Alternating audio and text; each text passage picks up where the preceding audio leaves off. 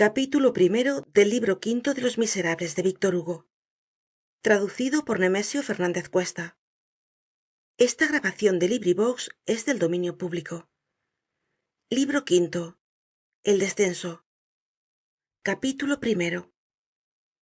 Historia de un progreso en los abalorios negros. ¿Qué era? ¿Dónde estaba? ¿Qué hacía mientras tanto aquella madre que, al decir de la gente de Montfermeil, parecía haber abandonado a su hija?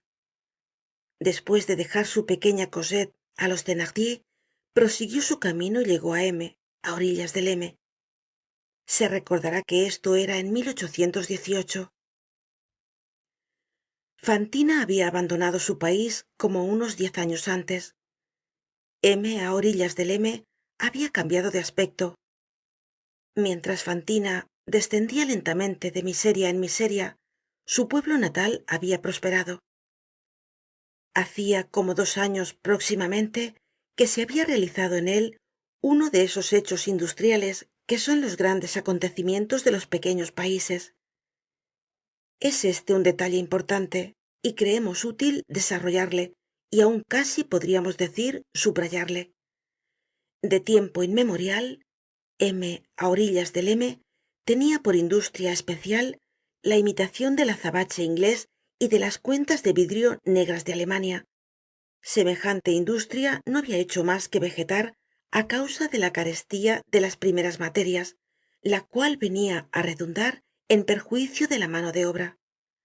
Pero cuando Fantina volvió á M, á orillas del M, habíase verificado una transformación inaudita en aquella producción de artículos negros.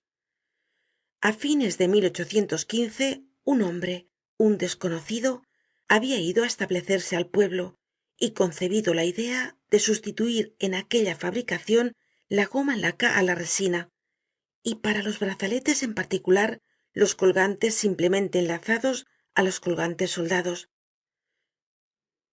Tan pequeño cambio fue una revolución, pues redujo prodigiosamente el precio de la materia prima, lo cual, en primer lugar, permitía subir el de la mano de obra, beneficio para el país. En segundo, mejorar la fabricación, provecho para el consumidor. Y en tercero, vender más barato triplicando la ganancia, ventaja para el manufacturero. De modo que, por una idea, se obtenían 3 resultados. En menos de 3 años habíase hecho rico el autor de aquel procedimiento, cosa excelente, y lo que es más, todo lo había enriquecido á su alrededor. Era forastero en el departamento. Nada se sabía de su origen y muy poco de sus principios. Referíase que había llegado al pueblo con muy poco dinero, algunos centenares de francos todo lo más. De tan pequeño capital, puesto al servicio de una idea ingeniosa, fecundada por el orden y la previsión, había sacado su fortuna y la fortuna de toda la comarca. A su llegada a M, á orillas del M, no tenía sino el traje, el aspecto y el lenguaje del obrero.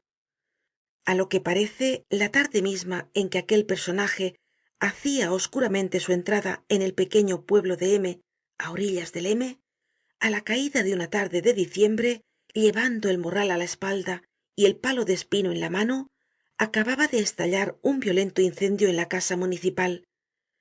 Aquel hombre se arrojó al fuego y salvó con peligro de su vida á 2 niños, que después resultaron ser los del capitán de la gendarmería, lo cual hizo que no se pensase en pedirle el pasaporte.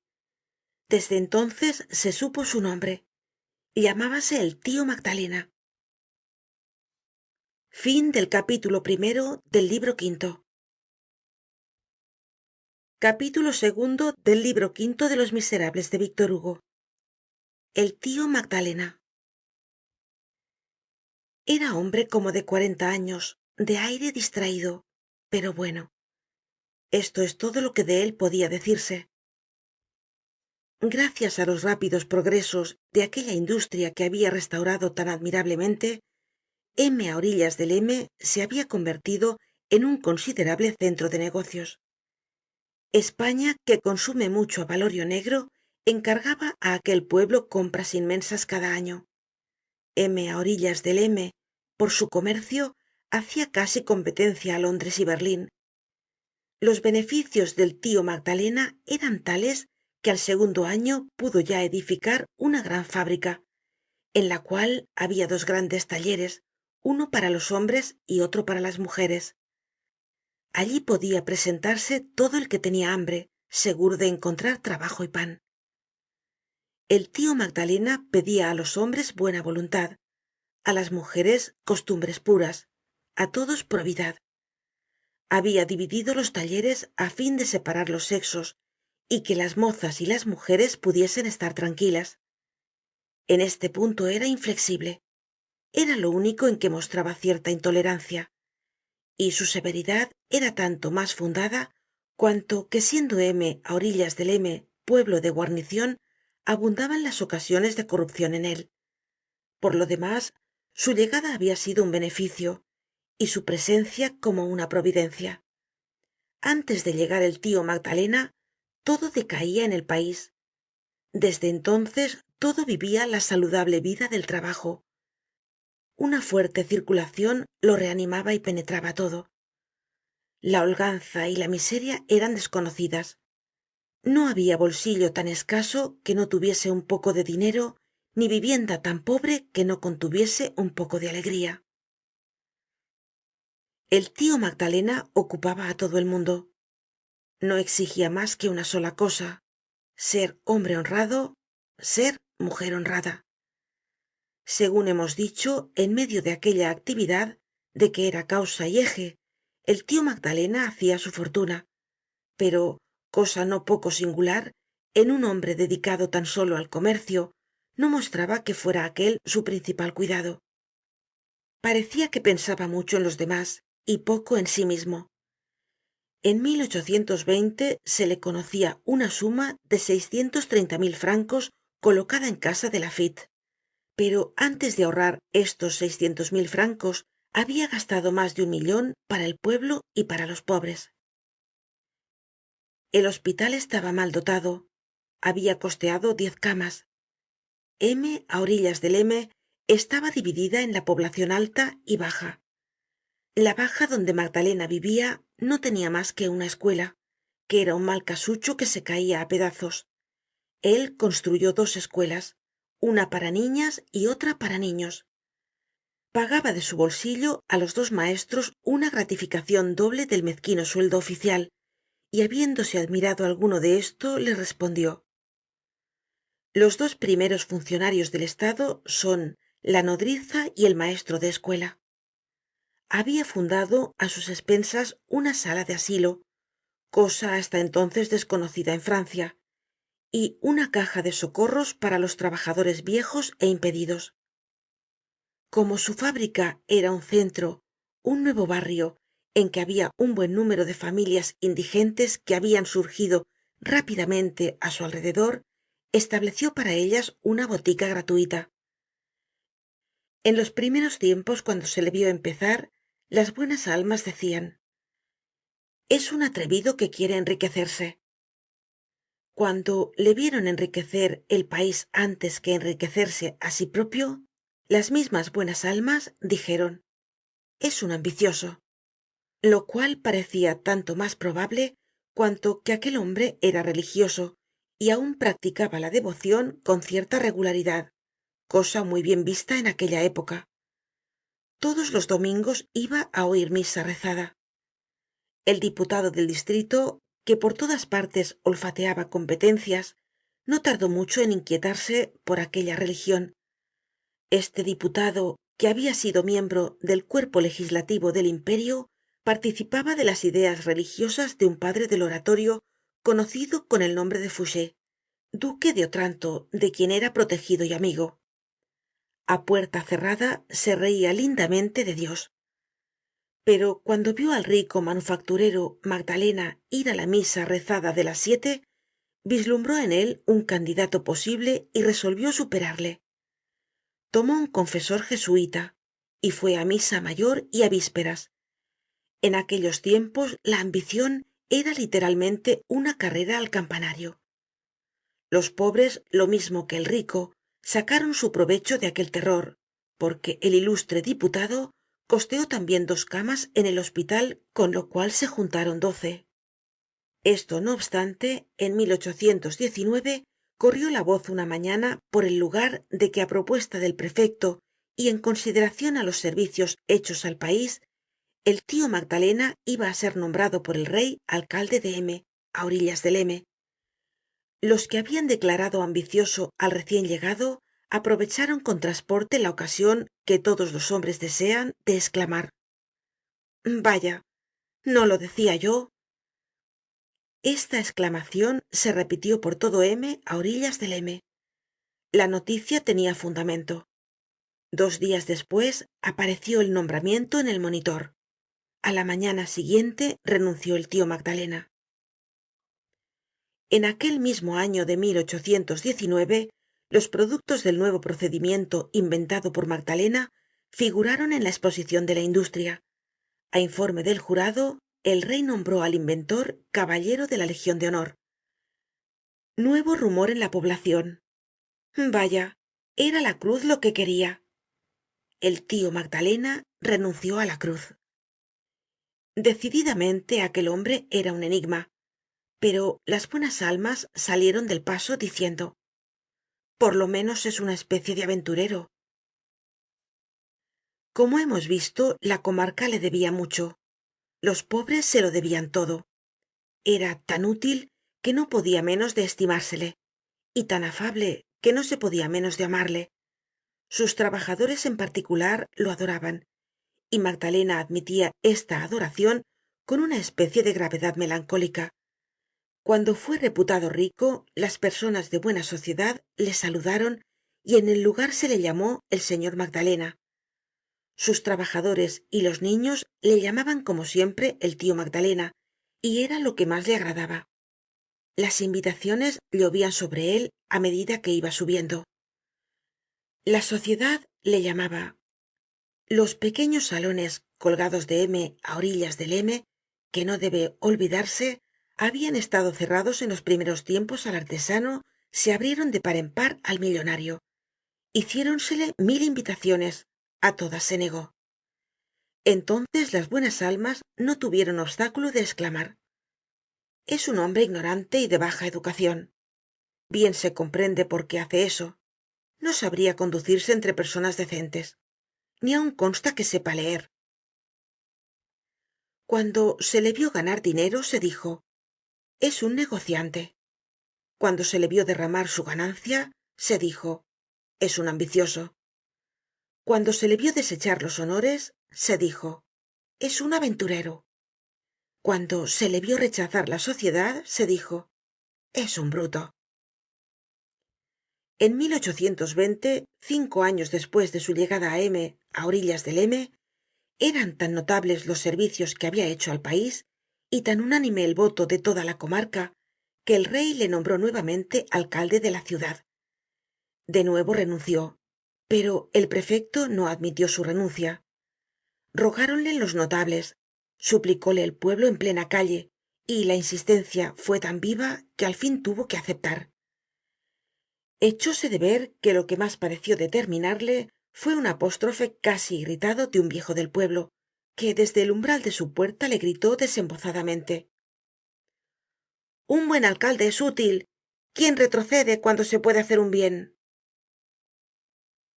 Aquella fue la tercera fase de su elevación. El tío Magdalena había llegado á ser el señor Magdalena. El señor Magdalena había llegado á ser el señor alcalde. Fin del capítulo 2 del libro quinto.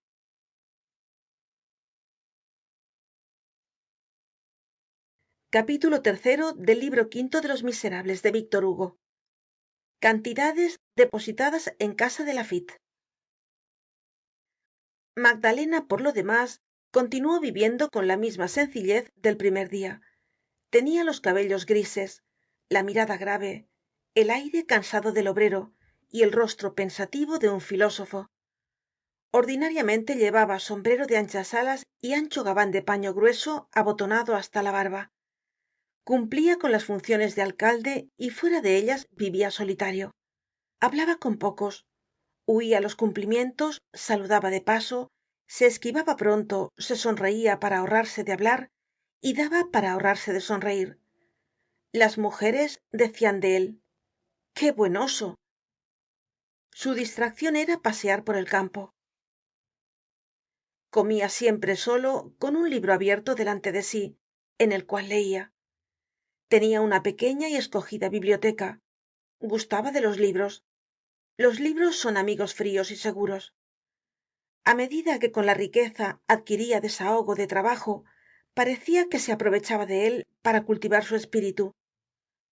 Desde que estaba en m á orillas del m se echaba de ver que su modo de hablar se había ido haciendo más fino, más escogido, más suave. Frecuentemente llevaba consigo una escopeta en sus paseos, pero rara vez se servia de ella. Cuando así sucedia por casualidad, tenia un tino tan infalible que espantaba. Nunca mataba un animal inofensivo, jamás tiró a un pajarillo. A pesar de no ser ya joven, decíase que tenia fuerzas prodigiosas. Ofrecia echar una mano á quien lo necesitaba. Levantaba un caballo, desatrancaba una rueda atollada, detenia por los cuernos un toro escapado.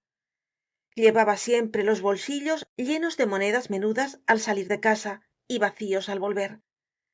Cuando pasaba por alguna aldea, los chiquillos desarrapados corrían alegremente detrás de él y le rodeaban como una nube de mosquitos. Sospechábase que habría debido vivir en otro tiempo la vida del campo, porque conocía toda clase de secretos útiles que comunicaba á los campesinos. Enseñábales á destruir la cizaña de los trigos, asperjeando las paneras é inundando las hendiduras del suelo con una disolucion de sal comun, y á estirpar el gorgojo, suspendiendo en todas partes, en las paredes y en los techos, en los pajares y en las casas, romero en flor.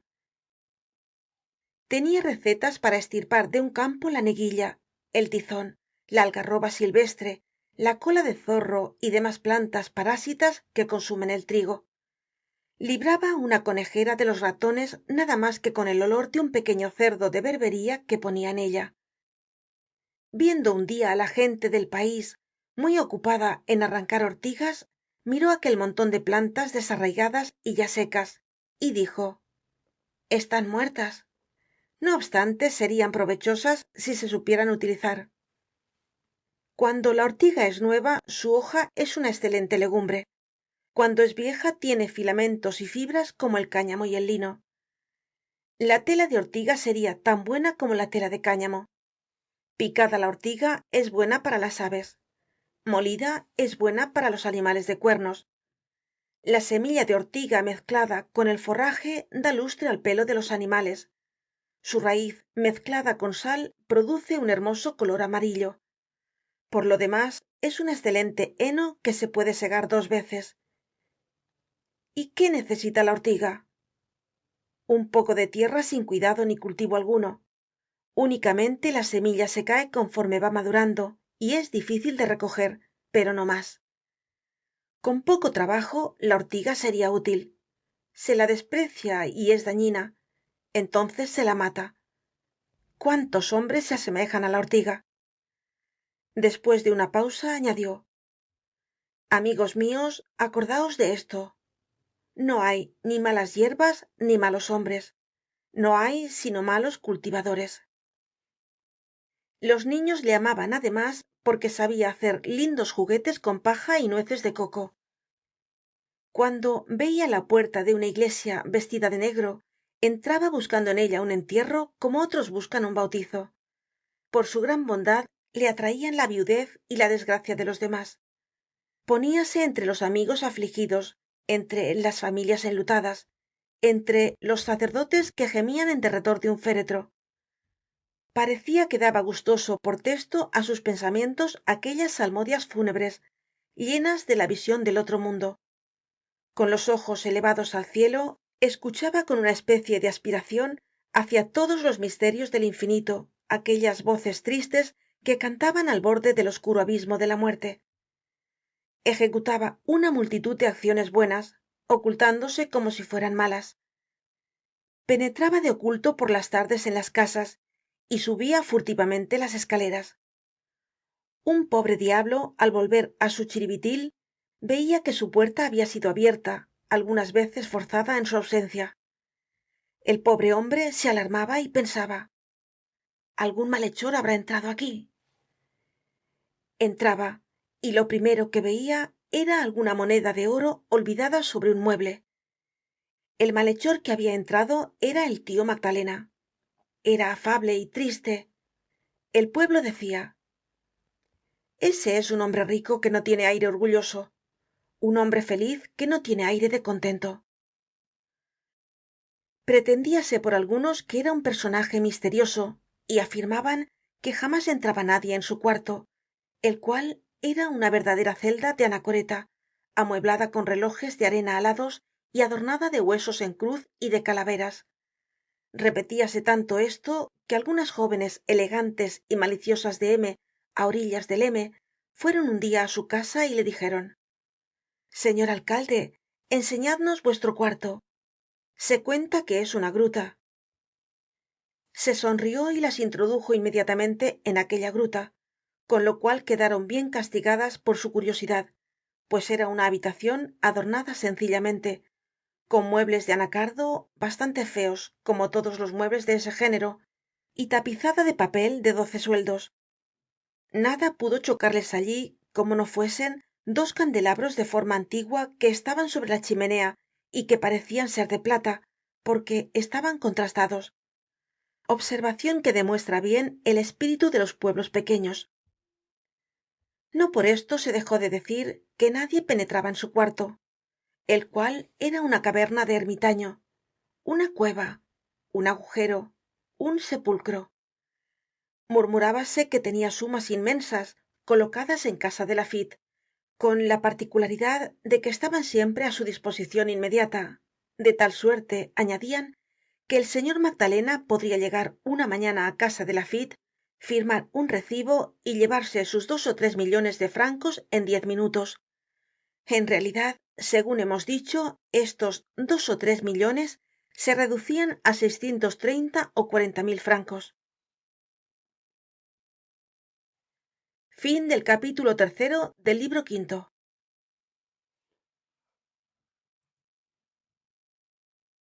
Capítulo cuarto del libro quinto de Los Miserables de Víctor Hugo. El señor Magdalena de luto. Al principiar el año de anunciaron los periódicos la muerte del señor Myriel, obispo de D, apellidado Monseñor Bienvenido, que había fallecido en olor de santidad á la edad de 82 años. El obispo de D, para añadir aquí un detalle que los periódicos omitieron, estaba, cuando murió, ciego desde hacía muchos años y contento de hallarse ciego porque su hermana estaba á su lado. Digámoslo de paso, ser ciego y ser amado es, en efecto, en este mundo en que nada hay completo, una de las formas más extrañamente perfectas de la felicidad. Tener continuamente á nuestro lado á una mujer, á una hija, a una hermana, un ser encantador que está allí precisamente porque necesitamos de él y porque no puede pasar sin nosotros, conocer que somos indispensables á aquel ser á quien necesitamos, poder medir incesantemente su afecto por la cantidad de presencia que nos da y decir: pues que me consagra todo su tiempo es que tengo todo su corazón. Ver el pensamiento á falta de la fisonomía, comprobar la fidelidad de un ser en el eclipse del mundo, percibir el crujido de un vestido como un ruido de alas, sentir ir y venir, salir, entrar, hablar, cantar, y pensar que uno es el centro de esos pasos, de esa palabra, de ese canto, manifestar a cada instante su propia atraccion, conocerse uno tanto más poderoso cuanto es más impotente, y llegar á ser en la oscuridad y por la oscuridad el astro á cuyo alrededor gravita aquel ángel. Pocas felicidades igualan á esta. La dicha suprema de la vida es la conviccion de que somos amados, amados por nosotros mismos, mejor dicho, amados á pesar de nosotros. Esta conviccion la tiene el ciego. Ser en su desgracia servido es ser acariciado. ¿Le falta algo? No. Tener amor no es perder la luz. ¿Y qué amor? Un amor formado enteramente de virtud. No hay ceguera donde hay certidumbre. El alma a tientas busca el alma y la encuentra, y aquella alma encontrada y experimentada es una mujer. Os sostiene una mano, es la suya. Una boca roza vuestra frente, es su boca. Oís cerca de vosotros una respiración, es ella. Tenerlo todo de ella, desde su culto hasta su piedad, no ser nunca abandonado, tener esa dulce debilidad que os socorre, apoyarse en esa caña inquebrantable, tocar por sus manos la providencia y poder tomarla en los brazos como un dios palpable. ¡Qué arrobamiento! El corazón, esa celeste flor oscura, cae en un desvanecimiento misterioso. No se cambiaría esta sombra por toda la claridad. El alma ángel está allí, sin cesar allí. Si se aparta es para volver. Se disipa como el sueño y reaparece como la realidad. Se siente el calor de su presencia que se aproxima. Vedla. Hay en ella una efusión de serenidad, de alegría, de éxtasis. Es un rayo de luz en la noche. Mil cuidados pequeños, nadas que son enormes en aquel vacío. Los más inefables acentos de la voz femenil empleados en mimarnos y supliendo por nosotros en el universo desvanecido. Siéntese uno acariciado con el alma. Nada ve, pero se conoce adorado. Está en un paraíso de tinieblas. Desde aquel paraíso había pasado monseñor Bienvenido al otro. El anuncio de su muerte fue reproducido por el periódico local de M á orillas del M, y el señor Magdalena se presentó á la mañana siguiente todo de negro con gasa en el sombrero. Echóse de ver en el pueblo su luto y se comentó. Pareció como un vislumbre del origen del señor Magdalena. Dedújose que tenía algún parentesco con el venerable obispo. Lleva luto por el obispo de D, se dijo en las reuniones, y esto realzó mucho al señor Magdalena, dándole súbita y repentinamente cierta consideración entre la gente noble de M á orillas del M. Y el microscópico arrabal de San Germán de la localidad decidió hacer cesar la cuarentena impuesta al señor Magdalena, pariente probable de un obispo. El señor Magdalena conoció lo que había adelantado en las mayores reverencias que le hicieron las señoras viejas y en las sonrisas más frecuentes que le dirigieron las jóvenes. Una tarde cierta decana de aquel pequeño círculo aristocrático, curiosa por derecho de ancianidad, se atrevió á preguntarle: ¿era acaso el señor alcalde primo del difunto obispo de D? Respondió: no, señora. Pues, repuso la viuda, ¿no lleváis luto por él? Magdalena respondió: es que en mi juventud fui lacayo de su familia. Otra cosa se advirtió además, á saber, que cada vez que pasaba por el pueblo un joven saboyano recorriendo el país en busca de chimeneas para limpiar, el señor alcalde le hacia llamar, le preguntaba su nombre y le daba dinero. Los saboyanitos se lo contaban unos á otros y por allí pasaban muchos. Fin del capítulo 4 del libro 5.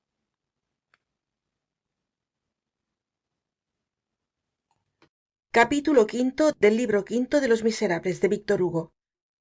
Vagos relámpagos en el horizonte. Poco a poco y con el tiempo fueron disipándose todas las oposiciones. Habíanse propalado en un principio contra el señor Magdalena, por esa ley que sufren siempre los que se elevan, injurias y calumnias que después no fueron sino murmuraciones, luego malicias, y que por último se desvanecieron del todo. El respeto llegó á ser cumplido, unánime, cordial, y hubo un momento en en que estas palabras: el señor alcalde, se pronunciaban en M á orillas del M casi con el mismo acento que estas otras: el señor obispo, eran pronunciadas en D en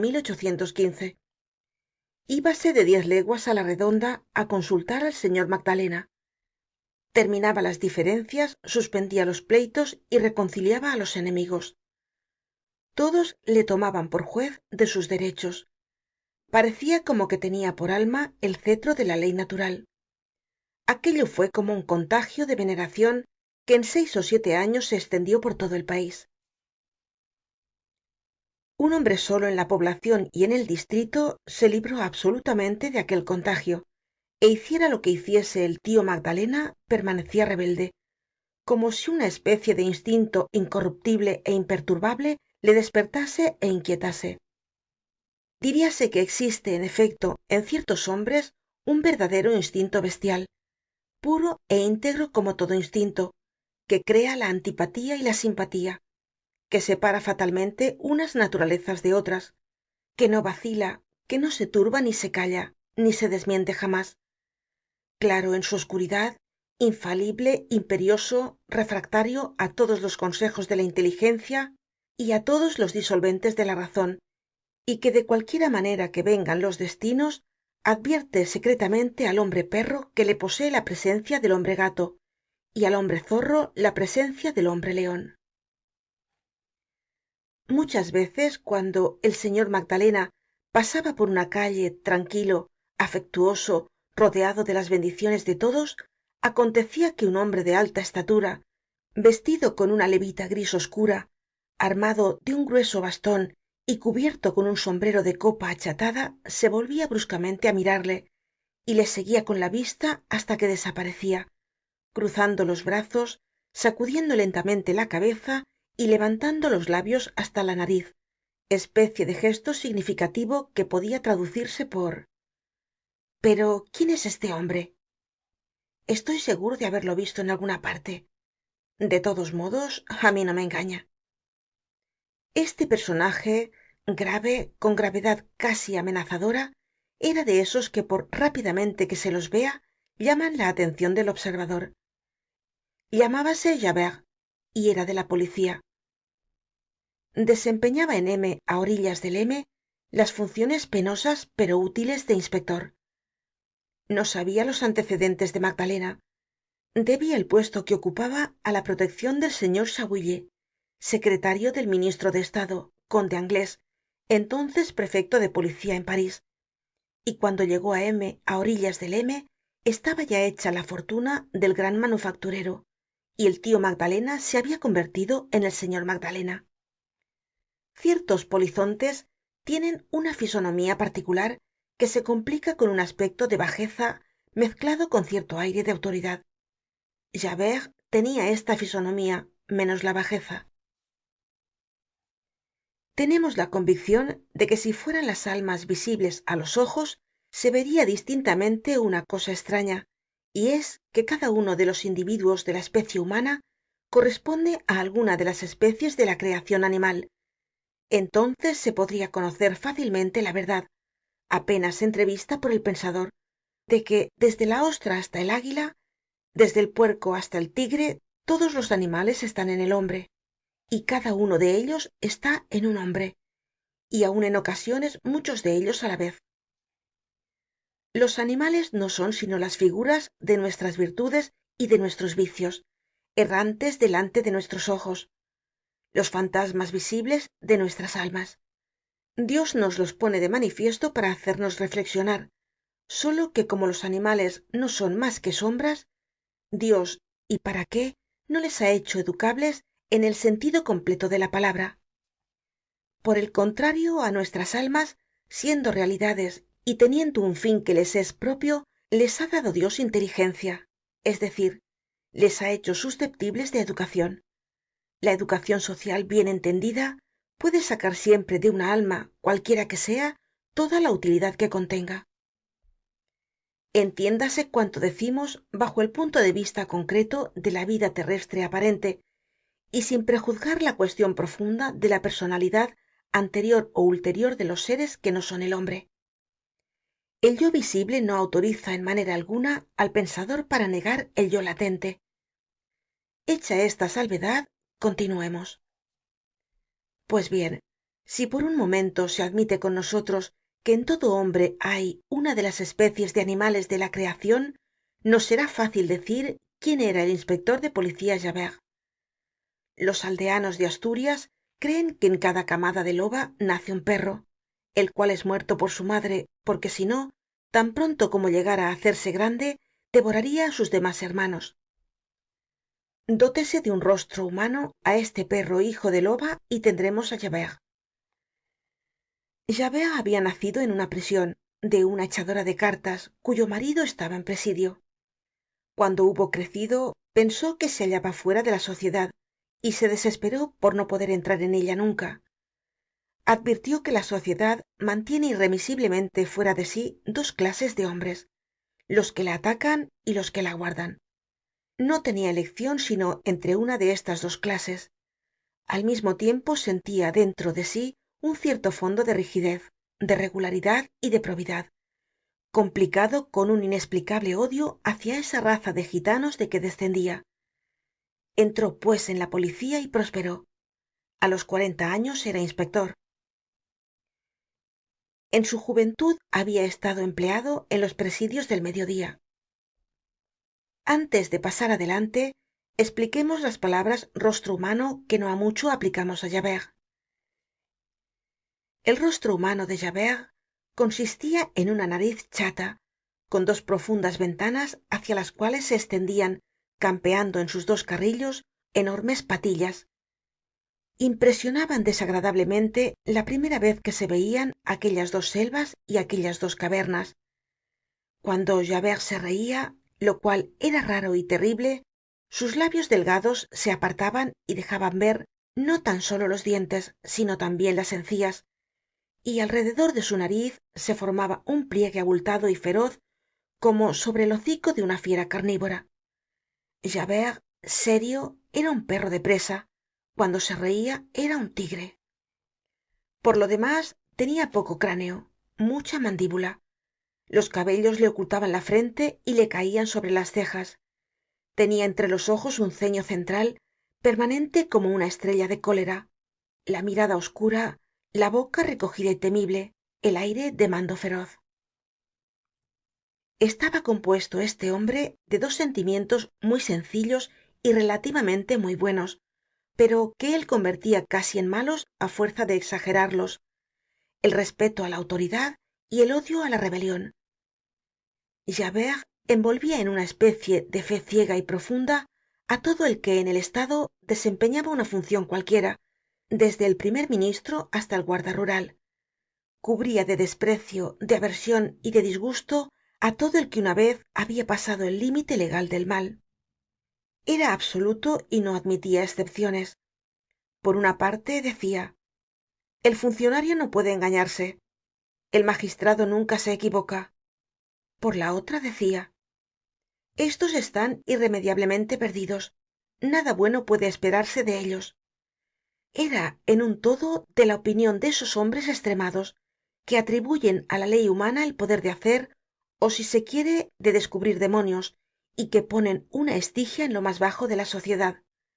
Era estoico, serio, austero, pensador, lúgubre, humilde y altanero como los fanáticos.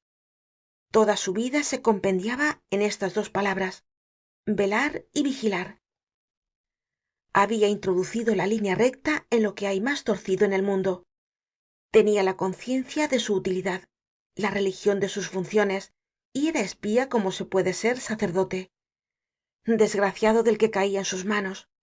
Hubiese sido capaz de prender á su padre al escaparse del presidio y denunciar á su madre al huir de la prision, y lo hubiera hecho con esa especie de satisfaccion interior que da la virtud. Añádase que llevaba una vida de privaciones, de aislamiento, de abnegacion, de castidad, sin una distraccion nunca.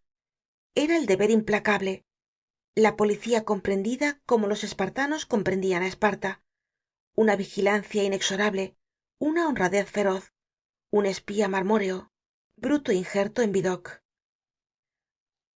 Toda la persona de Javert expresaba al hombre que espía y que se oculta.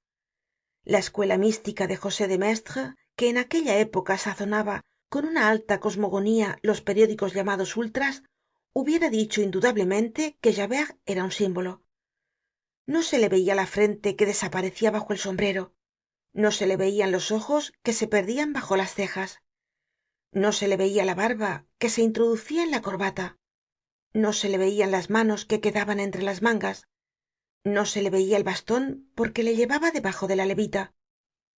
Pero llegada la ocasión, veíanse de pronto salir de aquella sombra como de una emboscada una frente angulosa y estrecha, una mirada funesta, una barba amenazadora, unas manos enormes y un garrote monstruoso. En sus momentos de ocio, que eran poco frecuentes, aunque odiaba los libros, leía. De aquí que no fuese completamente iliterato, lo cual se conocía en cierto énfasis que había en sus palabras.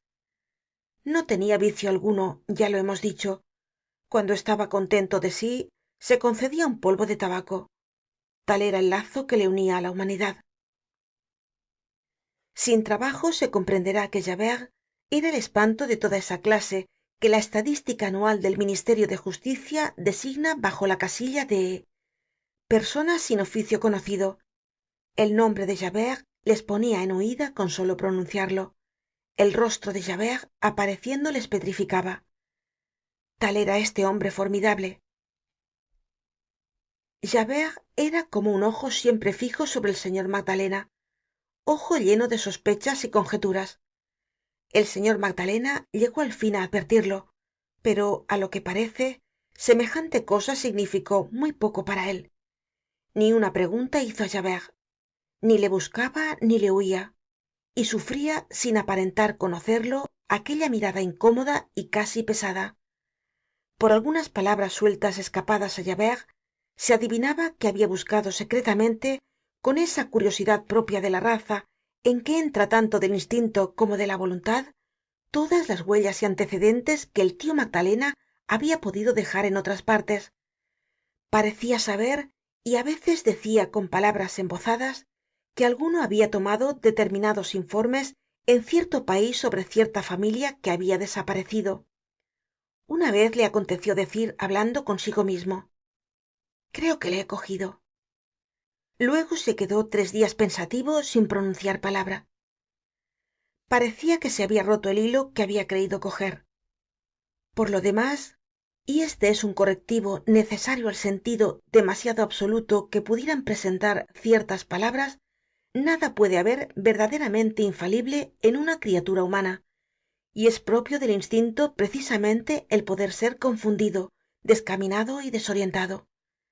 Sin esto sería superior a la inteligencia, y entonces resultaría que las bestias poseerían mejor luz que el hombre. Javert estaba evidentemente desconcertado en algún modo por el aspecto natural y la tranquilidad de Magdalena. Esto, no obstante, un día su extraño comportamiento pareció hacer impresión en Magdalena, con el motivo que vamos a decir. Fin del capítulo 5 del libro 5.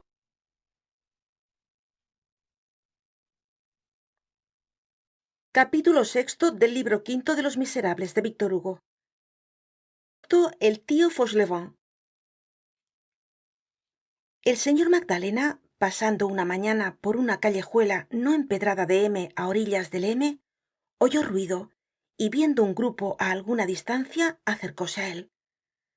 Un viejo llamado el tío Fauchelevent acababa de caer debajo de su carro, cuyo caballo se había rendido. El tal Fauchelevent era uno de los raros enemigos que tenía el señor Magdalena en aquella época. Cuando Magdalena llegó al país, Fauchelevent, antiguo tabelión y campesino casi letrado, tenía un comercio que empezaba a decaer. Fauchelevent vio a aquel simple obrero que se enriquecía, mientras que él, amo, se arruinaba. Y de aquí que se llenase de envidia y que hiciese siempre cuanto estuvo en su mano para perjudicar a Magdalena. Habiendo llegado su ruina y no quedándole más que un carro y un caballo, y estando por otra parte sin familia y sin hijos, habíase hecho carretero para vivir. El caballo tenía rotas las 2 piernas y no se podía levantar. El anciano había caído entre las ruedas, y tan desgraciada había sido la caída que todo el peso del carruaje, que iba muy cargado, gravitaba sobre su pecho. el tio fauchelevent arrojaba lastimeros ayes. Habíase tratado de sacarle, pero en vano. Un esfuerzo desordenado, un socorro mal entendido, una sacudida en falso podia acabar con él. No habia mas medio de libertarle que levantando el carruaje por debajo. Javert, que habia llegado en el momento del accidente, habia mandado á buscar un cabrestante. El señor Magdalena llegó y todos se apartaron con respeto. socorro, gritó el viejo fauchelevent. no habrá alguno tan bueno que quiera salvar á este viejo. El señor Magdalena se volvió hacia los concurrentes. no hay un cabrestante, dijo. a buscarle han ido, respondió un aldeano. cuánto tiempo tardarán en traerlo? han ido á lo mas cerca, á flachot, donde hay un herrador, pero con todo aun tardarán un buen cuarto de hora. un cuarto de hora, exclamó Magdalena. había llovido la víspera, el suelo estaba húmedo y el carro se hundia en tierra á cada instante y comprimía mas y mas el pecho del viejo carretero.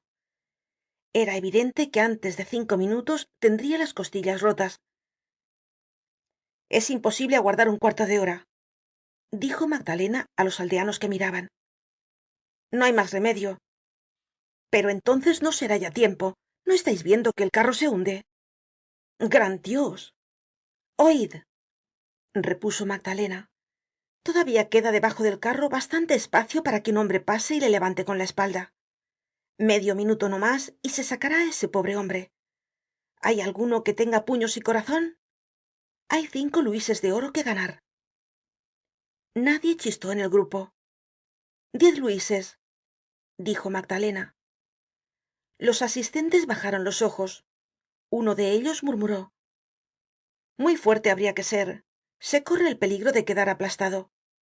vamos, añadió Magdalena, 20 luises. el mismo silencio. no es buena voluntad lo que les falta, dijo una voz. el señor Magdalena se volvió y conoció á Javert. no le había visto al llegar. Javert continuó: es la fuerza. sería preciso ser un hombre terrible para hacer la proeza de levantar un carro como ese con la espalda.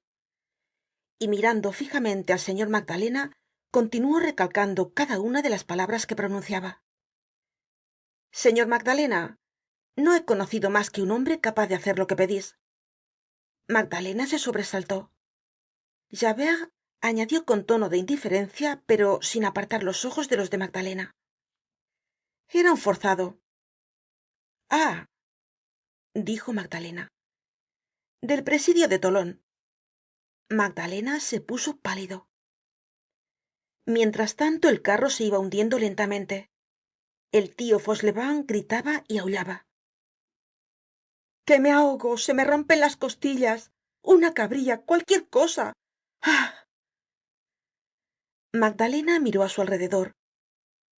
no hay nadie pues que quiera ganarse 20 luises y salvar la vida á ese pobre anciano. ninguno de los asistentes se movió. Javert repuso: no he conocido mas que un hombre que pudiera reemplazar á una cabría.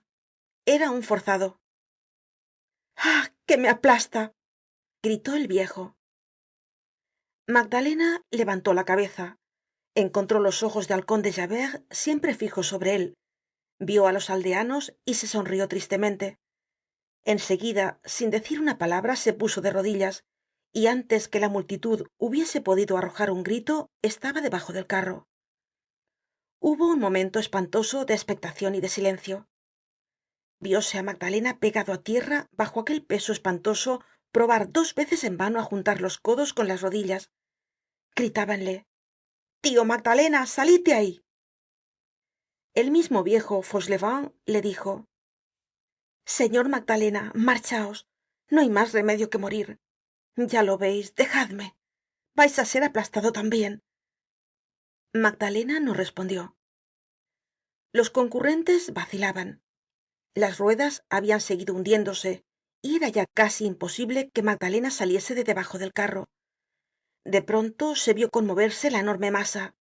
el carro se levantaba lentamente, las ruedas salían casi del carril. oyóse una voz ahogada que exclamaba: pronto, ayudad. era Magdalena, que acababa de hacer el último esfuerzo. Todos se precipitaron. La abnegacion de uno solo dio fuerza y valor á todos. El carro fue levantado por 20 brazos. El viejo Fauchelevent se había salvado. Magdalena se levantó. Estaba lívido, aunque el sudor le caia á chorros. Su vestido estaba desgarrado y cubierto de lodo. Todos lloraban. El viejo le besaba las rodillas y le llamaba el buen Dios. Magdalena tenía en su rostro no sé qué espresion de padecimiento feliz y celestial, y fijaba su vista tranquila sobre Javert, que le seguía mirando. Del libro quinto.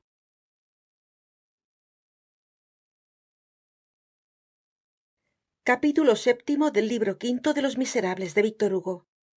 Fauchelevent se hace jardinero en París.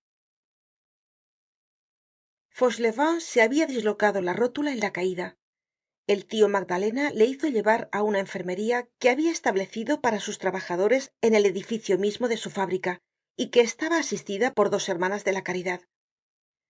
A la mañana siguiente temprano, el anciano se halló un billete de 1000 francos sobre la mesa de noche, con esta línea escrita por mano del tío Magdalena: os compro vuestro carro y vuestro caballo. El carro se había roto y el caballo muerto. Fauchelevent curó, pero la pierna le quedó enquilosada. El señor Magdalena, por recomendacion de las hermanas y de su cura, hizo colocar al pobre hombre de jardinero en un convento de monjas del barrio de San Antonio de París. Algun tiempo despues el señor Magdalena fue nombrado alcalde. La primera vez que Javert vió al señor Magdalena revestido de la banda que le daba toda autoridad sobre la poblacion, experimentó la especie de estremecimiento que sentiria un mastin que olfatease un lobo bajo los vestidos de su amo. Desde aquel momento huyó de él todo cuanto pudo, y cuando las necesidades del servicio lo exigian imperiosamente, y no podia menos de encontrarse con el señor alcalde, le hablaba con un respeto profundo. La prosperidad creada por el tío Magdalena en M, á orillas del M, tenia, además de los signos visibles que hemos indicado, otro síntoma, que por no ser visible no era menos significativo, síntoma que no engaña nunca. Cuando la poblacion padece, cuando falta el trabajo, cuando el comercio es nulo, el contribuyente resiste el impuesto por penuria, deja pasar los plazos, y el estado gasta mucho dinero en apremios y reintegros.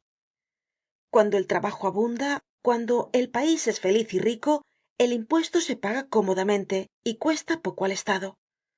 Puede decirse que la miseria y la riqueza públicas tienen un termómetro infalible en los gastos de percepcion del impuesto.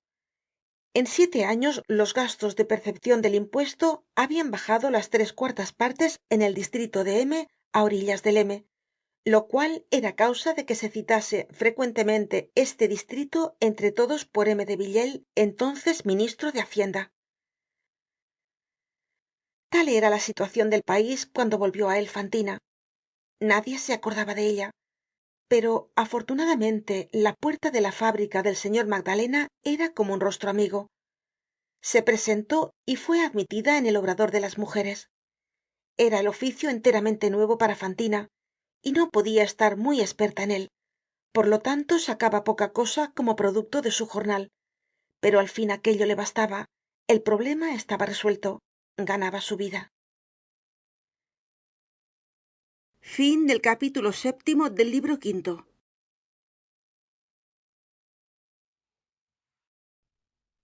Capítulo octavo del libro quinto de Los Miserables de Víctor Hugo. La señora Victurnien gasta 30 francos en favor de la moralidad. Cuando Fantina vio que vivia con su trabajo, tuvo un momento de alegría. Ganarse la vida honradamente, qué favor del cielo. Recobró verdaderamente el gusto del trabajo. Se compró un espejo, se regocijó de ver en él su juventud, sus hermosos cabellos, sus hermosos dientes. Olvidó muchas cosas, no pensó sino en Cosette y en el porvenir posible, y fue casi feliz. Alquiló un cuartito y le amuebló de fiado sobre su trabajo futuro, resto de sus hábitos de desorden. No pudiendo decir que estaba casada, se guardó mucho, como lo hemos dejado entrever, de hablar de su pequeña hija. En un principio, como hemos visto, pagaba exactamente á los Thenardier, y como no sabia mas que firmar, para escribirles se veia obligada á valerse de un memorialista. Escribia con frecuencia, y esto se echó de ver. Empezóse á decir en voz baja en el taller de mujeres que Fantina escribia cartas y que tenia ciertas maneras. Nadie mejor para espiar las acciones de los demás que aquellos que nada tienen que ver con ellas. ¿Por qué ese caballero no viene sino al oscurecer? ¿Por qué el señor N no cuelga la llave en su respectivo clavo de la portería el jueves? ¿Por qué va siempre por calles estraviadas? ¿Por qué la señora se baja del coche de alquiler antes de llegar á la casa? ¿Por qué envía á buscar un cuadernillo de papel de cartas cuando tiene llena la papelera? Etcétera, etcétera. Existen seres que por saber el secreto de tales enigmas, que les son por lo demás perfectamente indiferentes, gastan más dinero, desperdician más tiempo y se toman más trabajo que costaría ejecutar 10 buenas acciones. Y todo ello lo hacen gratuitamente, por placer, sin que su curiosidad reciba más paga que la curiosidad. Seguirán á este ó aquel días enteros, harán largas horas centinela en las esquinas, entre los árboles, de noche, con frío y con lluvia, corromperán criados, emborracharán cocheros y lacayos, comprarán á la doncella, harán la adquisicion de un portero. ¿Para qué? Para nada. Por encarnizamiento de ver, de saber vidas ajenas, por pura comezón de murmurar. Y frecuentemente, conocidos estos secretos, publicados estos misterios, descubiertos estos enigmas á la luz del día, producen catástrofes, duelos, quiebras, ruinas de familias, existencias amargadas con gran gozo de aquellos que lo han descubierto todo, sin interés y por puro instinto, cosa triste en verdad. Ciertas personas son malas únicamente por necesidad de hablar. Su palabra, conversación en la sala, habladuría en la antecámara, es como esas chimeneas que consumen pronto la leña. Necesitan mucho combustible, y el combustible es el prójimo. Observóse pues á Fantina. Añádase que más de una tenía envidia de sus cabellos rubios y de sus blancos dientes. Averiguóse que en el obrador, entre las demás, se volvía frecuentemente para enjugar una lágrima. Eran los momentos en que pensaba en su hija, y quizá también en el hombre á quien había amado. Es una obra dolorosa la de romper los sombríos lazos de lo pasado. Se descubrió también que escribía por lo menos 2 veces al mes, siempre con el mismo sobre, y que franqueaba las cartas. Consiguióse adquirir un sobre que decía: al señor Thenardier, mesonero en Montfermeil. Hízose hablar en la taberna al memorialista, viejo que no podia llenar su estómago de vino tinto sin desocupar su pecho de secretos. En una palabra, se supo que Fantina tenia un hijo, que debia ser una especie de hija. Hubo comadre que hizo el viaje á Montfermeil, habló á los Thenardier y dijo á su vuelta: mis 35 francos me ha costado, pero lo sé todo. He visto á la criatura. La comadre que hizo esto era una gorgona llamada señora Victurnien, guardiana y portera de la virtud de todo el mundo. La señora Victurnien, mujer de 56 años, tenía forrada la máscara de su fealdad con la máscara de la vejez, voz encabritada y espíritu capricante. Semejante vieja había sido joven, cosa admirable. En su juventud, en pleno 93, casó con un fraile escapado del claustro, con gorro colorado, y que pasó de los bernardinos á los jacobinos. Era flaca, seca, áspera, puntiaguda, espinosa, casi ponzoñosa, siempre acordándose de su fraile, de quien estaba viuda y que la había domado y plegado mucho. Era una ortiga en que se advertía el rozamiento del hábito frailesco. Cuando la restauración se hizo devota, pero tan enérgicamente que los clerizontes le perdonaron su boda con el fraile. Poseía un pequeño patrimonio que había legado á campana herida á una comunidad religiosa y estaba muy bien vista en el obispado de Arras. Esta tal señora Victurnien fue pues la que pasó á Montfermeil y volvió diciendo: he visto á la niña. Tantos pasos pidieron tiempo. Fantina llevaba ya un año en la fábrica cuando una mañana la sobrestante del obrador le entregó de parte del señor alcalde 50 francos, diciéndole que ya no formaba parte del taller y que el señor alcalde la invitaba á salir fuera del país. Esto ocurrió precisamente en el mismo mes en que los Thenardier, después de haber pedido 12 francos en lugar de 6, acababan de exigir 15 francos en vez de los 12. Fantina quedó aterrada. No podía salir del pueblo. Debía el alquiler de la casa y de los muebles. 50 francos no eran bastante para solventar estas deudas. Balbuceó algunas palabras de súplica, pero la sobrestante la dio á entender que tenía que salir inmediatamente del obrador. Por otra parte, Fantina no era más que una trabajadora mediana. Oprimida por la vergüenza más que por la desesperación, dejó el obrador y entró en su casa. Su falta era, pues, conocida de todos. No se sentía con fuerzas para decir una palabra. Aconsejáronla que viese al alcalde, pero no se atrevió. El alcalde le daba 50 francos porque era bueno y la despedía porque era justo. Se sometió, pues, a su decreto. Fin del capítulo 8 del libro quinto. Capítulo 9 del libro quinto de Los Miserables de Víctor Hugo. Triunfo de la señora Victurnien. La viuda del fraile sirvió pues para algo. En cuanto al señor Magdalena, no supo nada de aquello. Tales son las combinaciones de que está llena la vida. El señor Magdalena no acostumbraba a entrar casi nunca en el taller de mujeres. Había puesto al frente de este obrador a una soltera vieja que le había proporcionado el cura, y tenía toda su confianza en aquella capataza, persona respetable verdaderamente, firme, equitativa, íntegra, llena de la caridad que consiste en dar, pero que no poseía en el mismo grado la caridad que consiste en comprender y en perdonar. El señor Magdalena descuidaba en ella.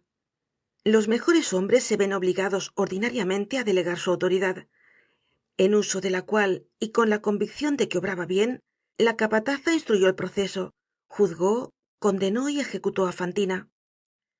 Respecto de los 50 francos, los dio de una cantidad que el señor Magdalena le confiaba para limosnas y socorros a las trabajadoras, y de que no daba cuenta. Fantina se ofreció como criada en la localidad, y fue de casa en casa. Nadie la admitió. No había podido dejar el pueblo. El prendero, a quien debía los muebles, ¿qué muebles?, le dijo: si os marcháis os haré prender por ladrona. El propietario, a quien debía el alquiler, le dijo: sois joven y bonita, podéis pagar. Dividió los 50 francos entre el prendero y el propietario. Devolvió a aquel las 3/4 partes de los muebles, no quedándose más que con lo necesario, y se encontró sin trabajo, sin profesión, sin tener más que su cama y debiendo todavía sobre 100 francos. Púsose a coser camisas para los soldados de la guarnición, con lo que ganaba 12 sueldos al día. Su hija le costaba 10. Entonces fue cuando comenzó a pagar mal a los Thenardier. No obstante, una anciana que le encendía la luz cuando volvía de noche le enseñó el arte de vivir en la miseria. Detrás del vivir con poco hay el vivir con nada. Son 2 habitaciones, la primera oscura, la segunda tenebrosa.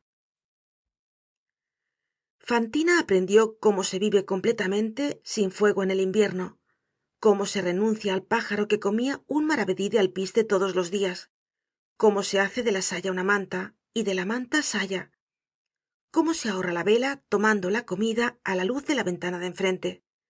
Nadie conoce el partido que ciertos seres débiles que han envejecido en la miseria y en la honradez saben sacar de un cuarto. Llega esto hasta ser un talento. Fantina adquirió este sublime talento y recobró un poco de valor. En aquella época decía a una vecina: bah, me digo yo, no durmiendo más que 5 horas y trabajando todo lo demás en la costura, siempre llegaré a ganar casi para pan. Además, cuando se está triste se come menos. De modo que, con los padecimientos, las inquietudes, un poco de pan por una parte y los pesares por otra, entre todo me alimentaré. En su miseria, haber tenido a su hija hubiese sido una extraña felicidad. Pensó en llevarla consigo, pero ¿a qué? para hacerla participar de su desnudez. Además, debía a los Thenardier. ¿Cómo pagar? Y el viaje, ¿cómo costearle? La vieja que le había dado lo que pudiera llamarse lecciones de vida indigente era una buena mujer llamada Margarita, devota con buena devoción, pobre y caritativa para los pobres y aun para los ricos. Sabía escribir lo suficiente para firmar Marjarrita y creía en Dios, lo que constituye la ciencia. Hay muchas de estas virtudes, hoy humilladas, que un día estarán en lo alto. Esta vida tiene un día siguiente. En los primeros tiempos se encontró Fantina tan avergonzada que no se había atrevido a salir. Cuando iba por la calle, comprendía que la gente volvía la cabeza a su paso y la señalaba con el dedo. Todos la miraban y nadie la saludaba. El desprecio acre y frío de los transeúntes le penetraba en las carnes y en el alma como un viento helado. En las pequeñas poblaciones, una desgracia se encuentra expuesta al sarcasmo y a la curiosidad de todos. En París siquiera nadie os conoce, y esta oscuridad es como un vestido. Oh, cuánto deseaba volver a París, pero era imposible. Era preciso acostumbrarse al menosprecio, como se había acostumbrado a la indigencia. Poco a poco fue tomando resolución. Después de 2 ó 3 meses sacudió la vergüenza y empezó a salir como si nada hubiera sucedido. Tanto me da, dijo. Fue y vino con la cabeza levantada, con amarga sonrisa, y comprendió que se iba haciendo descarada. La señora Victurnien, cuando la veía pasar por debajo de su ventana, notaba la miseria de aquella criatura, puesta gracias a ella en su lugar, y se felicitaba. Los malos tienen una felicidad negra. El exceso de trabajo fatigaba a Fantina, y se le aumentó la pequeña tos seca que la aquejaba. Un día decía a su vecina Margarita: tocad, veréis qué calientes tengo las manos. No obstante, cuando, por las mañanas, se peinaba con un viejo peine roto sus hermosos cabellos, que relumbraban como la seda floja, tenía sus minutos de feliz coquetería. Del libro quinto.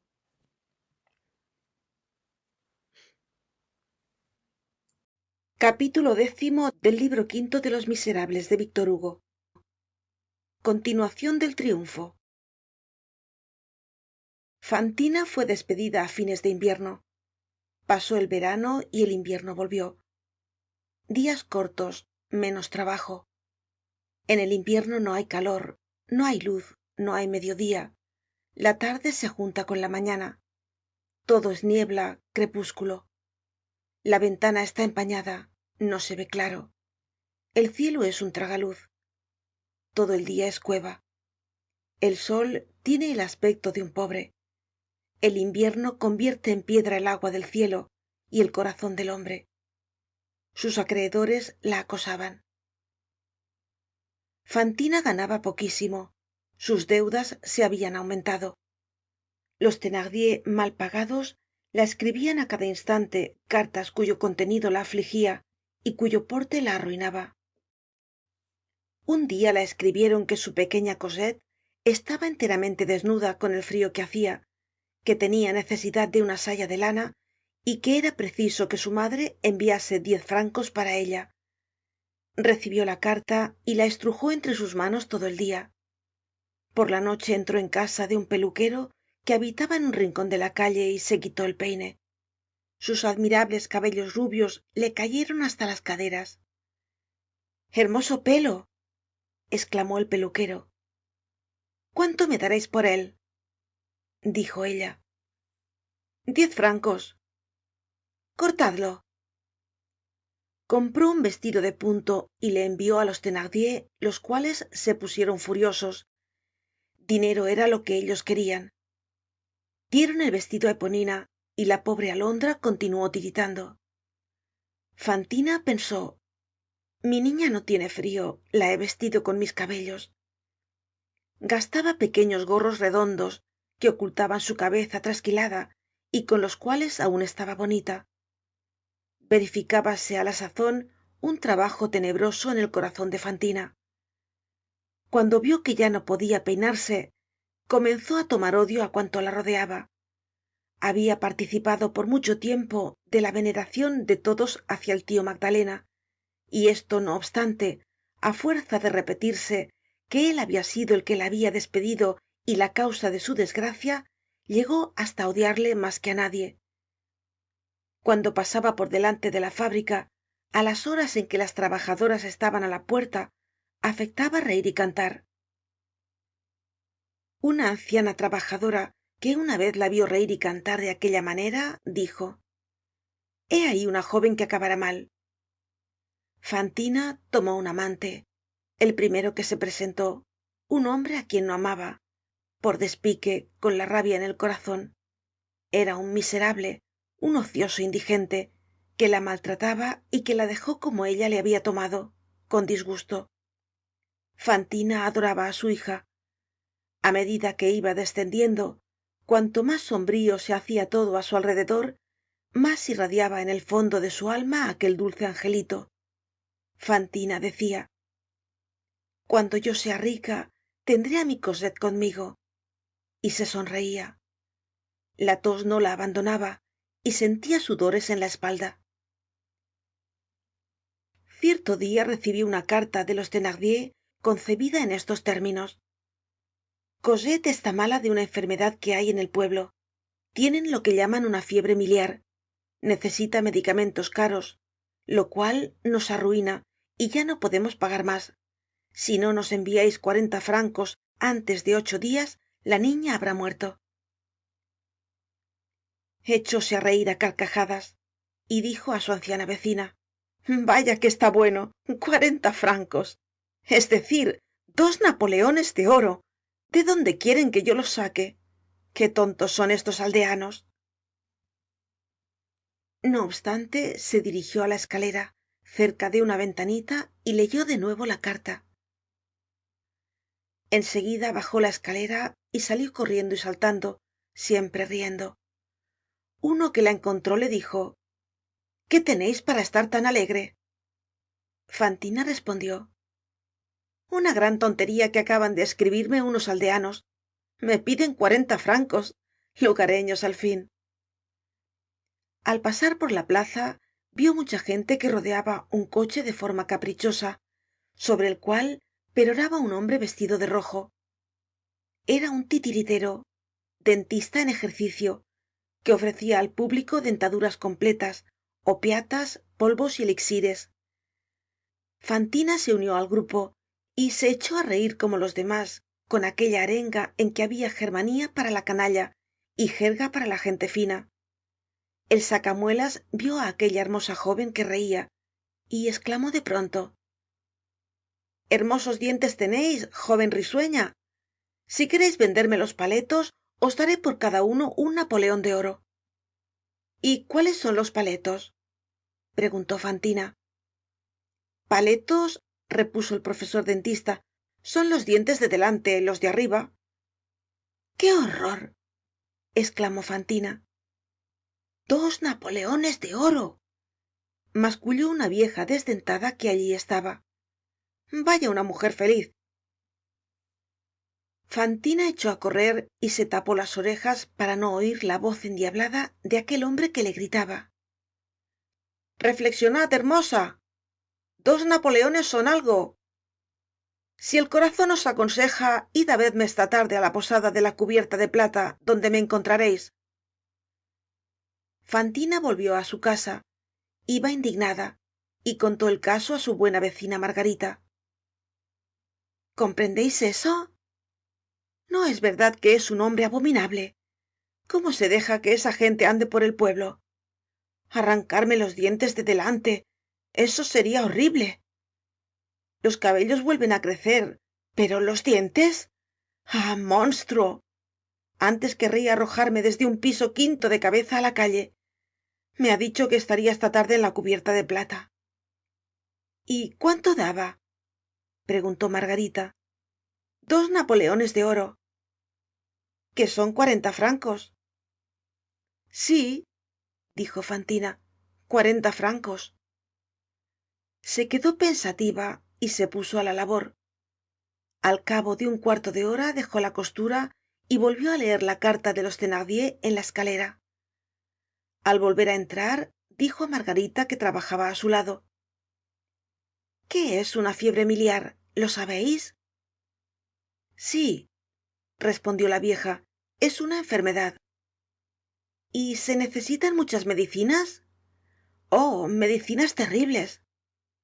¿Y en qué consiste? Es una erupción como otras. ¿Y ataca solo a los niños? Principalmente a los niños. ¿Y mueren muchos? Muchos, dijo Margarita. Fantina salió y fue una vez más á leer la carta en la escalera. Por la tarde bajó y se la vio dirigirse hacia la calle de París en que están las posadas. A la mañana siguiente, como Margarita entrase en el cuarto de Fantina antes de amanecer, porque trabajaban siempre juntas y de este modo no encendían más que una luz para las dos, encontró á Fantina pálida, helada. No se había acostado. La gorra se le había caído sobre las rodillas. La luz había ardido toda la noche y estaba casi consumida. Margarita se detuvo en el umbral de la puerta, petrificada por tan enorme desorden, y exclamó: señor, la vela se ha consumido toda. ¿Qué ocurre? Después miró á Fantina, que volvía hacia ella su cabeza sin cabellos. Desde la víspera había Fantina envejecido 10 años. Jesús, dijo Margarita, ¿qué tenéis, Fantina?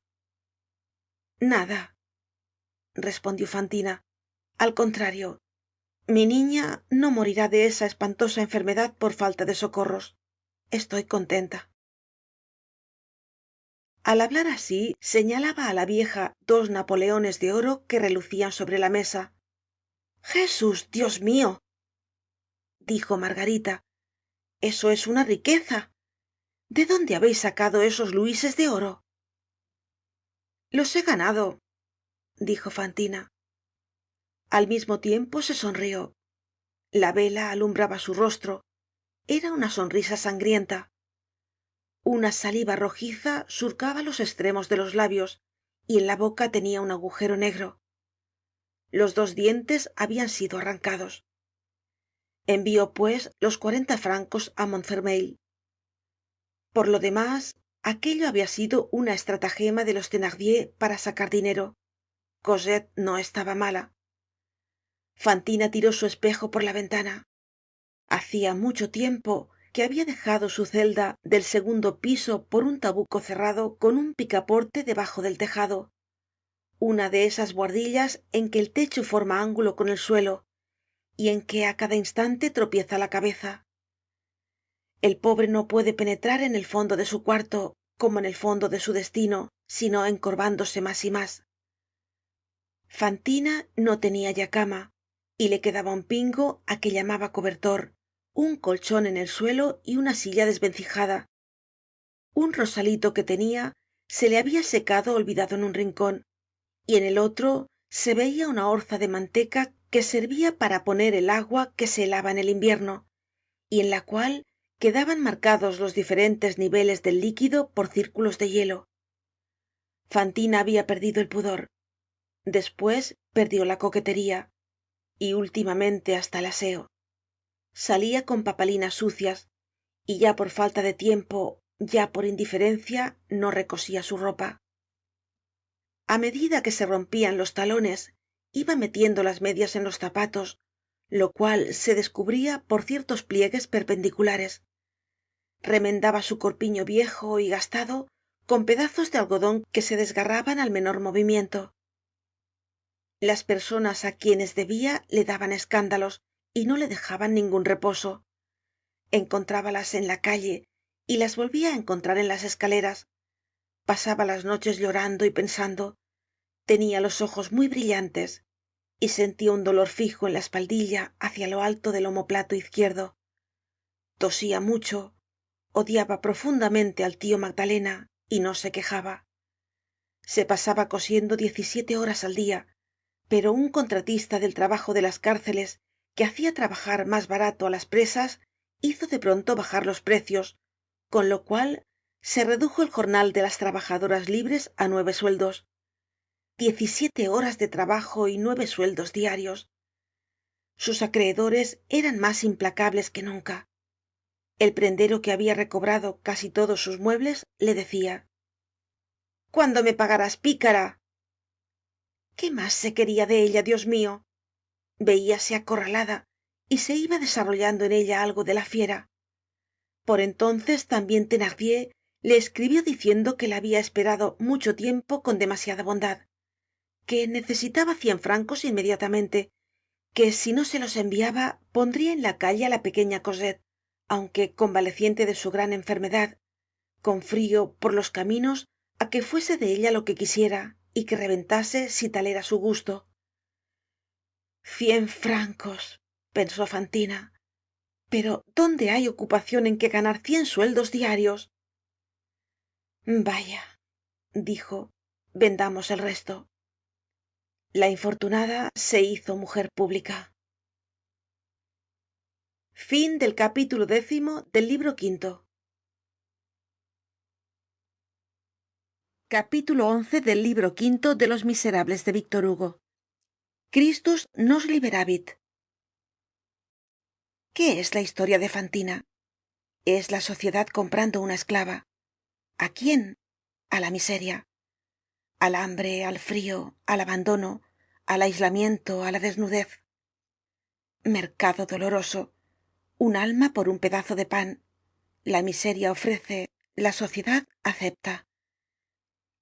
La santa ley de Jesucristo gobierna nuestra civilización, pero no la penetra todavía. Se dice que la esclavitud ha desaparecido de la civilización europea, y es un error. Existe todavía, solo que no pesa ya sino sobre la mujer, y se llama prostitución. Pesa sobre la mujer, es decir, sobre la gracia, sobre la debilidad, sobre la belleza, sobre la maternidad. ¿No es esta una de las menores ignominias del hombre? En el punto a que hemos llegado de este doloroso drama, nada le queda a Fantina de lo que era en otro tiempo. Se ha convertido en mármol al hacerse lodo. Quien la toca siente frío. Pasa, os sufre y no sabe quién sois. Es la figura deshonrada y severa. La vida y el orden social le han dicho su última palabra. Le ha acontecido todo lo que podía acontecerle. Todo lo ha sentido, todo lo ha sufrido, todo lo ha experimentado, todo lo ha soportado, todo lo ha perdido, todo lo ha llorado.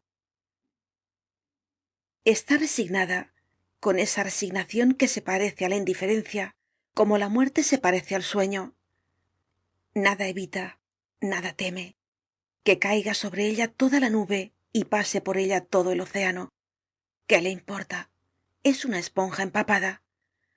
Así lo cree ella, a lo menos, pero es un error creer que la suerte se agota y que se toca el fondo de ninguna situación, cualquiera que sea.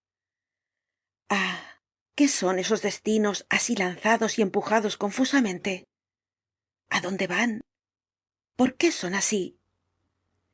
El que esto sabe ve en toda oscuridad. Es solo. Se llama Dios. Fin del capítulo 11 del libro quinto. Capítulo 12 del libro quinto de Los Miserables de Víctor Hugo. Los ocios del señor Bamatabois. Hay en todas las poblaciones pequeñas, y había en particular en M, a orillas del M, una clase de jóvenes que consumen 500 libras de renta en provincia, con el mismo aire con que sus iguales devoran en París 200.000 francos por año. Pertenecen estos seres a la gran especie neutra, impotentes, parásitos, nulos, que tienen un poco de tierra, un poco de tontería y un poco de chispa, que serían rústicos en un salón y se creen caballeros en una taberna, que dicen mis prados, mis bosques, mis colonos, que silban a las actrices del teatro para probar que son personas de gusto, que riñen con los oficiales de la guarnición para demostrar que son gente de armas tomar, que cazan, fuman, bailan, beben, huelen a tabaco, juegan al billar, miran bajar á los viajeros de la diligencia, viven en el café, comen en la fonda, tienen un perro que roe los huesos debajo de la mesa y una querida que pone los platos encima, que escatiman un sueldo, exageran las modas, admiran la tragedia, desprecian á las mujeres, gastan las botas viejas, copian á Londres al través de París y á París al través de Pont à Mousson, envejecen embrutecidos, no trabajan, no sirven de nada y tampoco dañan gran cosa. Si Félix Tholomyes hubiese permanecido en su provincia y no hubiera visto nunca á París, habría sido uno de esos hombres. De ellos, si fueran más ricos, se diría: son elegantes. Si fueran más pobres, son holgazanes. Tales como son, se les llama simplemente desocupados. Entre estos desocupados los hay fastidiosos y fastidiados, filosofastros y pillastres. Por aquel tiempo un elegante se componía de un gran cuello, una gran corbata, un reloj con dijes, 3 chalecos sobrepuestos de colores diferentes, el azul y rojo interiores, un frac de color de aceituna, de talle corto y de cola de merluza, con 2 carreras de botones de plata, apretados unos contra otros y subiendo hasta el hombro, y un pantalon color de aceituna más claro, adornado con sus 2 costuras con un número de bandas indeterminado, pero siempre impar, que variaba de 1 á 11, límite de que no se pasaba nunca. Añádanse á esto unos botitos con pequeñas herraduras en el tacón, un sombrero de alta copa y de alas estrechas, cabellos levantados formando tupé, un enorme bastón, una conversación realzada por los retruécanos de Potier, y sobre todo espuelas y bigotes. En aquella época los bigotes querían decir paisano y las espuelas peatón. El elegante de provincia llevaba las espuelas más largas y los bigotes más pronunciados que el de París. Era la época de la lucha entre las repúblicas de la América meridional y el rey de España, de Bolívar contra Morillo. Los sombreros de alas cortas eran realistas y se llamaban morillos. Los liberales llevaban sombreros de anchas alas que se llamaban bolívares. 8 ó 10 meses después de lo que se deja referido en las páginas precedentes, en los primeros días de una tarde que había nevado, uno de estos elegantes, uno de estos desocupados, de buenas ideas porque llevaba un morillo e iba además bien embozado en una de aquellas grandes capas que completaban en el tiempo frío el traje de moda, se divertía en hostigar á una mujer que pasaba en traje de baile, toda escotada y con flores en la cabeza, por delante de la puerta del café de los oficiales. Aquel elegante fumaba, porque tal era decididamente la moda. Cada vez que la mujer pasaba por delante de él, la arrojaba con una bocanada de humo de su cigarro algún apóstrofe que él creía chistoso y agudo, como: qué fea eres, cuándo te ocultas, no tienes dientes, etc. etc. La mujer, triste espectro vestido, que iba y venía sobre la nieve, no le respondía, ni siquiera le miraba, y no por eso recorría con menos regularidad su paseo, que la ponía cada 5 minutos bajo el sarcasmo, como el soldado que va y vuelve de una carrera de baquetas. El poco efecto que causaba picó sin duda al ocioso, que, aprovechando un momento en que la mujer se volvía, se fué tras ella á paso de lobo, y ahogando la risa, se bajó, tomó del suelo un puñado de nieve y se lo puso bruscamente en la espalda entre sus 2 hombros desnudos. La joven arrojó un rugido, se volvió, saltó como una pantera y se arrojó sobre el hombre clavándole las uñas en el rostro con las más espantosas palabras que pueden oírse en un cuerpo de guardia.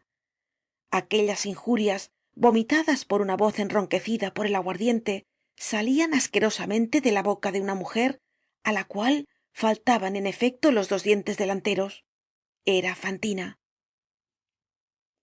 Al ruido que produjo, los oficiales salieron del café, los transeuntes se agruparon también, y se formó un gran círculo alegre, azuzando y aplaudiendo alrededor de aquel torbellino, compuesto de 2 seres en quienes con trabajo podían distinguirse un hombre y una mujer, el hombre defendiéndose con el sombrero en tierra, la mujer golpeando con pies y manos, descompuesta, rugiente, sin dientes y sin cabellos, lívida de cólera, horrible.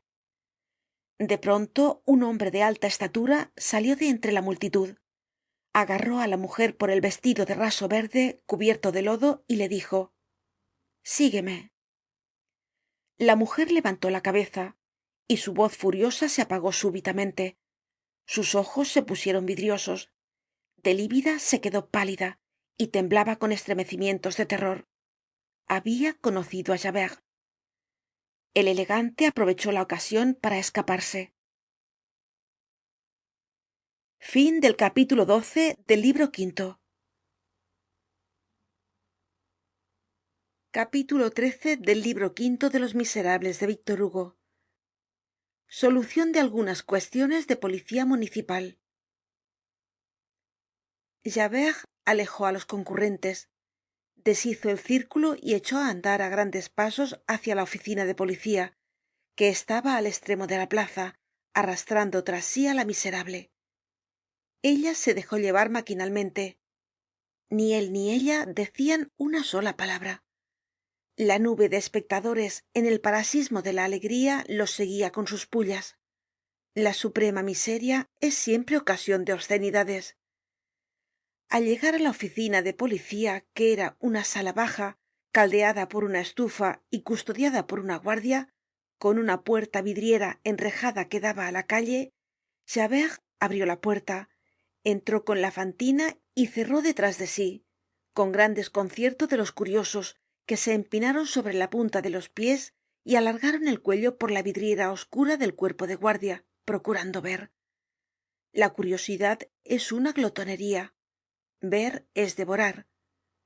Al entrar Fantina fue a sentarse en un rincón, inmóvil y muda, acurrucada como perro que tiene miedo.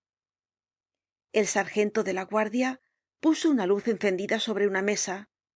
Javert se sentó, sacó del bolsillo una hoja de papel sellado y se puso a escribir. Esta clase de mujeres están enteramente abandonadas por nuestras leyes a la discrecion de la policía, la cual hace de ellas lo que quiere. Las castiga como bien le parece y confisca a su talante esas dos tristes cosas que se llaman su industria y su libertad. Javert estaba impasible. En su rostro grave no se traslucía emoción alguna, y no obstante se hallaba profunda y gravemente absorto. Era aquel uno de esos momentos en que ejercía, sin sujeción a nadie, pero con todos los escrúpulos de una conciencia severa, su temible poder discrecional. En aquel instante comprendía que su asiento de agente de policía era un tribunal. Juzgaba y además condenaba. Llamaba a su auxilio cuantas ideas tenía en su espíritu para el buen desempeño de la gran cosa que estaba haciendo.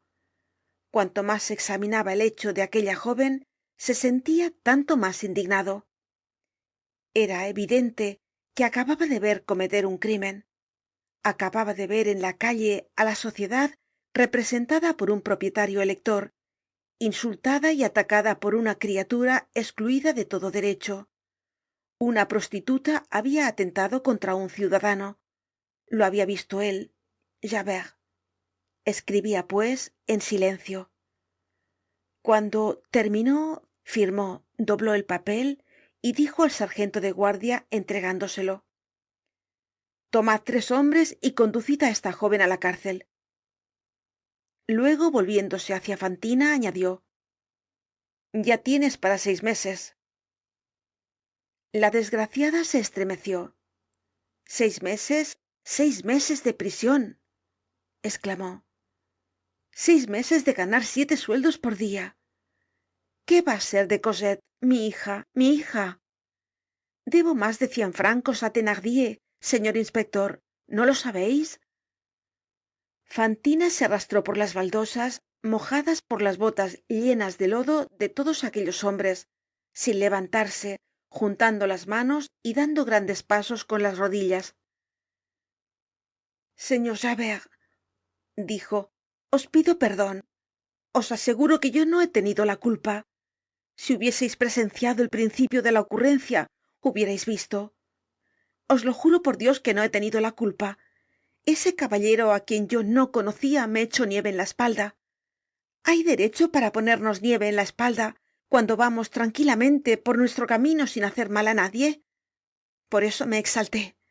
Estoy algo enferma, miradlo.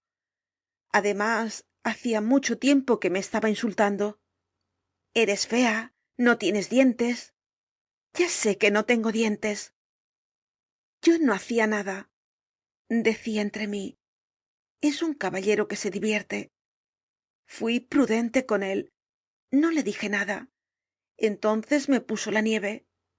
Señor Javert, mi buen señor inspector, no hay nadie que lo haya visto para deciros que es verdad lo que cuento. Habré hecho mal en enfadarme, pero ya veis, en el primer momento nadie es dueño de sí.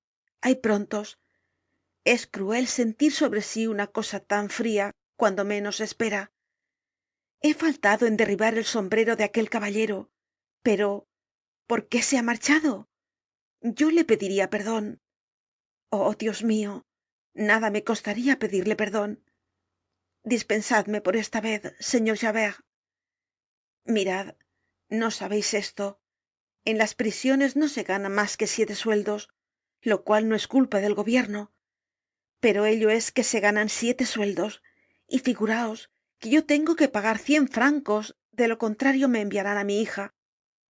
Dios mío, yo no puedo tenerla conmigo. Es tan vergonzoso lo que yo hago. Oh, mi Cosette, oh, mi ángel de la Santa Virgen, ¿qué sería de ella? Mirad, los Thenardier, los posaderos, los campesinos no entienden de razones. Necesitan dinero. No me metáis en la cárcel. Mirad, tengo una niña a quien pondrían en medio del camino a la aventura, en mitad del invierno. Es preciso tener piedad de esas criaturas, mi buen señor Javert. Si fuera mayor, ya ganaría su vida, pero no puede aquel ángel.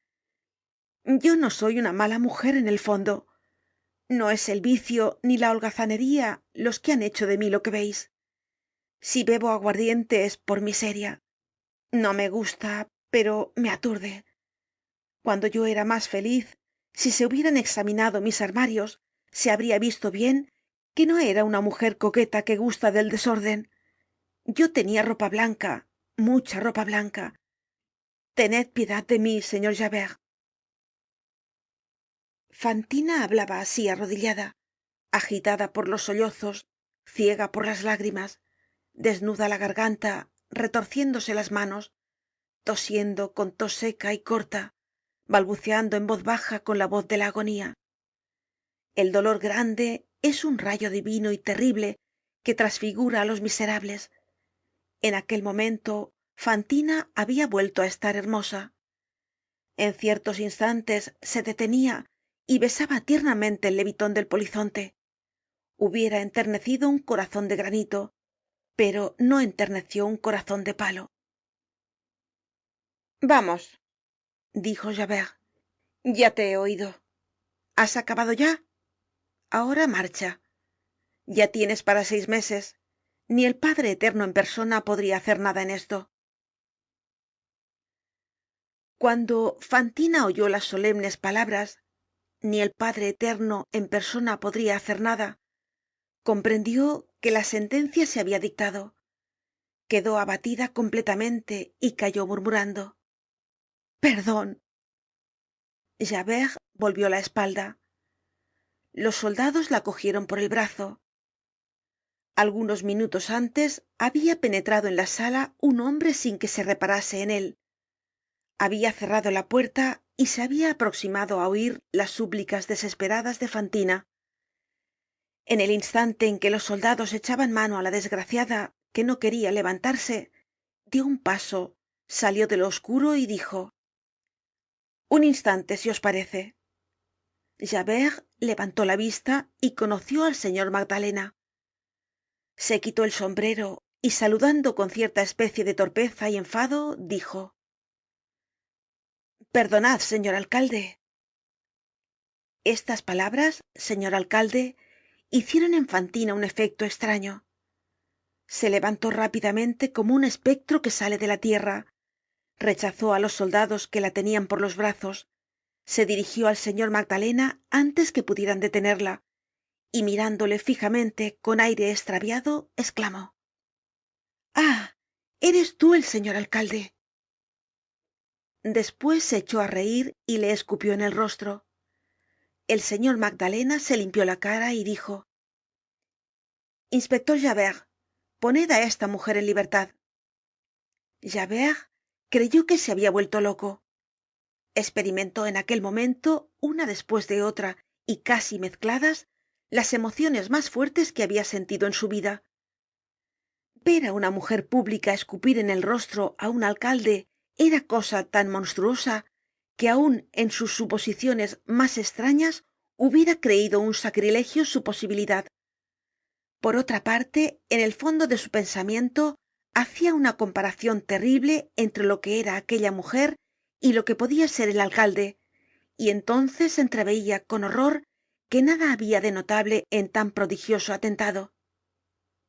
Pero cuando vio al alcalde, al magistrado, limpiarse tranquilamente el rostro y le oyó decir: poned en libertad á esta mujer, sintió como un deslumbramiento de estupor. Le faltaron el pensamiento y la palabra. El asombro había pasado para él de los límites de lo posible. Quedó mudo. Las palabras del alcalde no habían hecho menos efecto en Fantina.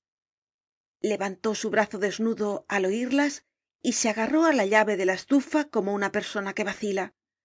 Miró vagamente alrededor de sí y se puso a hablar en voz baja, como si se hablase a sí misma. En libertad, que me dejen marchar, que no vaya por 6 meses á la cárcel. ¿Quién lo ha dicho? ¿Es posible que se haya dicho esto? ¿He oído mal? No será el monstruo del alcalde. ¿Habéis sido vos, señor Javert, el que ha dicho que me pongan en libertad? Oh, yo os contaré y me dejaréis marchar. Ese monstruo de alcalde, ese pícaro viejo es la causa de todo. Figuraos, señor Javert, que me ha despedido por las habladurías de una porción de picaronas que hay en el taller. Esto es horroroso, despedir a una pobre joven que trabaja honradamente. Yo no había ganado lo bastante y de ahí provino mi desgracia. Es necesaria una reforma, que estos señores de la policía podrán hacer, y es impedir a los contratistas de las cárceles causar perjuicio a las trabajadoras pobres. Voy a explicaros esto. Ganáis, por ejemplo, 12 sueldos con las camisas, y baja el precio a 9 sueldos. Ya no es posible vivir. Entonces es preciso ir por donde se pueda. Yo tenía mi pequeña Cosette y me había visto obligada a hacerme mujer mala. Ahora comprenderéis cómo tiene la culpa de todo el pícaro alcalde. Yo he pisoteado el sombrero de aquel caballero delante del café de los oficiales, pero antes me había él echado a perder un vestido con la nieve. Nosotras no tenemos más que un vestido de seda para salir por la noche. Ya veis que no he hecho mal intencionadamente. ¿No es verdad, señor Javert? ¿Cuántas mujeres hay peores que yo y que son más felices? Oh, señor Javert, vos sois el que habéis dicho que me pongan en libertad, ¿no es cierto? Informaos, hablad a mi casero. Pago bien y os dirá que soy honrada. Dios mío, os pido perdón. He tocado sin querer la llave de la chimenea y ha salido humo. El señor Magdalena la escuchaba con profunda atención. Mientras Fantina hablaba, había él metido los dedos en el bolsillo del chaleco, había sacado la bolsa y la había abierto, pero estaba vacía y la había guardado otra vez. Después dijo a Fantina: ¿cuánto habéis dicho que debéis? Fantina, que solo miraba a Javert, se volvió y dijo: te hablo yo a ti. Y después, dirigiéndose a los soldados: ¿habéis visto cómo le he escupido a la cara? Ah, bribón de alcalde, vienes para meterme miedo, pero yo no tengo miedo. A quien tengo miedo es al señor Javert. Tengo miedo a mi buen señor Javert. Y hablando de este modo se volvió hacia Javert. Es preciso, señor inspector, ser justo, y creo que lo sois, señor inspector. Lo que ha pasado es muy sencillo. un caballero se divierte en poner un poco de nieve en el cuello de una mujer. Esto hace reír a los oficiales que tienen gana de broma, y nosotras solo servimos para que esos señores se diviertan. Os presentáis, tenéis que restablecer el orden, os traéis á la mujer que ha faltado, pero como sois bueno, reflexionáis y decís que me pongan en libertad por mi hija, porque 6 meses de cárcel me impedirían dar de comer á mi niña. Solamente decís: cuidado con la reincidencia, bribonzuela. Oh, no tengáis cuidado, no me volverá á suceder. Aunque hagan conmigo todo lo que quieran, yo no me moveré. Hoy he gritado porque me hicieron daño. Me sorprendió la frialdad de la nieve, y como os he dicho, no estoy buena. Tengo tos y siento en la garganta como una bola que me abrasa. El médico me dice que me cuide. Traed vuestra mano, tocad aquí, no tengáis miedo. Ya no lloraba. Su voz era cariñosa y ponía sobre su blanca garganta la tosca mano de Javert, a quien miraba sonriendo. De repente arregló el desorden de sus vestidos, dejó caer los pliegues de la falda que se habían subido hasta cerca de la rodilla y se dirigió á la puerta, diciendo en voz baja á los soldados y moviendo amistosamente la cabeza: hijos, el señor inspector ha dicho que me soltéis y me voy. Puso la mano en el picaporte. Un paso más y estaba en la calle. Javert hasta ese momento había permanecido de pie, inmóvil, con la vista fija en el suelo, colocado en medio de esta escena como una estatua quitada de su sitio que espera se la ponga otro. El ruido del picaporte le hizo despertar, por decirlo así. Levantó la cabeza con una expresión de autoridad soberana, expresión tanto más terrible cuanto más baja es la autoridad, feroz en la bestia salvaje, atroz en el hombre que no es nada. Guardia, exclamó, ¿no veis que esa pícara se va? ¿Quién os ha dicho que la dejéis salir? Yo, dijo Magdalena. Fantina, al oír la voz de Javert, tembló y soltó el picaporte, como suelta un ladrón sorprendido infraganti el objeto robado. A la voz de Magdalena se volvió, y sin pronunciar una sola palabra, sin respirar siquiera, su mirada pasó de Magdalena á Javert, de Javert á Magdalena, según hablaba uno ú otro. Era preciso que Javert estuviese, como suele decirse, fuera de quicio, para que se atreviera á apostrofar al guardia como lo había hecho, después de la indicación del alcalde para poner á Fantina en libertad. ¿Había olvidado que estaba delante del alcalde?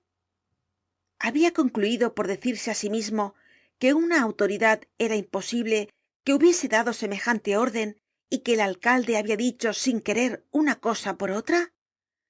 O bien, después de haber oído tantas cosas incomprensibles en 2 horas, conocía que debía tomar una resolución suprema, que el pequeño debía hacerse grande, el polizonte magistrado, el hombre de policía hombre de justicia, y que en aquella situación extrema, el orden, la ley y la moral, el gobierno y la sociedad entera se personifican en él. Sea lo que fuere, cuando el señor Magdalena pronunció este yo, el inspector de policía se volvió hacia él, pálido, frío, con los labios azulados, la mirada desesperada, agitado de un temblor imperceptible, y le dijo, cosa inaudita con la vista baja, pero la voz firme: señor, eso no puede ser. ¿Cómo? Dijo Magdalena.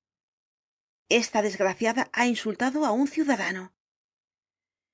Inspector Javert, contestó el señor Magdalena con voz conciliadora y tranquila, escuchad. Sois un buen hombre, y no tengo dificultad en explicaros lo que hago. Vais a oír la verdad. Pasaba yo por la plaza cuando traíais a esta mujer. Había aún algunos grupos. Me he informado. Lo he sabido todo. El ciudadano es el que ha faltado y el que debía haber sido arrestado. Javert respondió: esta miserable acaba de insultaros. Bien, eso me toca a mí, dijo Magdalena, Mi injuria es mía y puedo hacer de ella lo que quiera. Perdonad, señor alcalde, la injuria no se ha hecho a vos, sino a la justicia. Inspector Javert, contestó el señor Magdalena, la primera justicia es la conciencia. He oído a esta mujer y sé lo que hago. Y yo, señor alcalde, no comprendo lo que estoy viendo. Entonces, limitaos a obedecer. Obedezco a mi deber, y mi deber me manda que esta mujer sea condenada a 6 meses de cárcel. Magdalena respondió con dulzura: pues escuchad. No estará en la cárcel ni un solo día. Al oír estas palabras decisivas, Javert miró fijamente a su jefe y le dijo con voz siempre respetuosa: siento muchísimo tener que oponerme al señor alcalde. Es la primera vez que lo hago en mi vida, pero me será permitido observar que estoy dentro de los límites de mis atribuciones. Hablo del hecho del ciudadano. Yo lo presencié. Esta mujer se arrojó sobre el señor Bamatabois, que es elector y propietario de esa hermosa casa de piedra, con 3 pisos que hace esquina a la explanada. Porque, en fin, hay cosas en este mundo, pero este es un hecho de policía sucedido en la calle, que me corresponde, y por lo tanto retengo a Fantina. El señor Magdalena cruzó los brazos y dijo con una voz severa que aún no le había oído nadie en la población: el hecho de que habláis es un hecho de policía municipal, de que soy juez según los artículos 9, 11, 15 y 66 del Código de Procedimientos. Mando pues que esta mujer quede en libertad. Javert hizo el último esfuerzo. Pero, señor alcalde, os recuerdo el artículo 81 de la ley del 13 de diciembre de 1799 sobre la detención arbitraria. Señor, permitid... Ni una palabra. Sin embargo... Salid de aquí, dijo Magdalena. Javert recibió este golpe de pie, de frente, en medio del pecho, como un soldado ruso. Saludó profundamente al alcalde y salió. Fantina se separó un poco de la puerta y le vio pasar a su lado con estupor. La joven estaba sometida a una extraña emoción. Acababa de verse disputada por dos poderes opuestos. Había presenciado la lucha de aquellos dos hombres que tenían en sus manos su libertad, su vida, su alma, su hija. El uno la arrastraba hacia la sombra, el otro la guiaba hacia la luz. En esta lucha, observada al través de las grandes dimensiones que le prestaba el temor, se presentaban a ella aquellos dos hombres como dos gigantes. Uno hablaba como el demonio, otro como un ángel. El ángel había vencido al demonio, y precisamente esto la hacía temblar. El ángel, el libertador, era el hombre a quien aborrecía, el alcalde a quien había considerado como autor de todos sus males, el señor Magdalena, y la salvaba en el momento mismo en que acababa de insultarle tan terriblemente. ¿Se había pues equivocado? ¿Debía cambiar todos sus sentimientos? No lo sabía. Temblaba. Escuchaba aturdida, miraba atónita, y a cada palabra que decía Magdalena sentía deshacerse en su interior las horribles tinieblas del odio y nacer en su corazón algo consolador, inefable, algo que era alegría, confianza, amor. Cuando salió Javert, Magdalena se volvió hacia ella y le dijo con voz lenta y como un hombre grave que no quiere llorar: os he oído, no sabía nada de lo que habéis dicho. Creo y comprendo que todo es verdad. Ignoraba también que hubieseis abandonado mis talleres. ¿Por qué no os habéis dirigido a mí? Pero yo pagaré ahora vuestras deudas y haré que venga vuestra hija, o que vayáis a buscarla. Viviréis aquí o en París, donde queráis. Yo me encargo de vuestra hija y de vos. No trabajaréis más si no queréis. Os daré todo el dinero que os haga falta. Volveréis a ser honrada siendo feliz. Además de que, y os lo digo desde ahora, si todo ha pasado como decís y yo lo creo, no habéis dejado de ser virtuosa y santa delante de Dios. Pobre mujer. Esto era mucho más de lo que Fantina podía resistir. Vivir con Cosette, dejar aquella vida infame, vivir libre, rica, dichosa, honrada con Cosette, ver desarrollarse súbitamente en medio de su miseria todas estas realidades celestiales. La pobre joven miró como estúpidamente al hombre que la hablaba, y solo pudo suspirar 2 ó 3 veces. Oh. Dobláronsele sus piernas y cayó de rodillas delante de Magdalena, y antes que él pudiese impedirlo, sintió que le cogía la mano y que posaba en ella los labios. Después se desmayó. Fin del capítulo 13 y fin del libro quinto.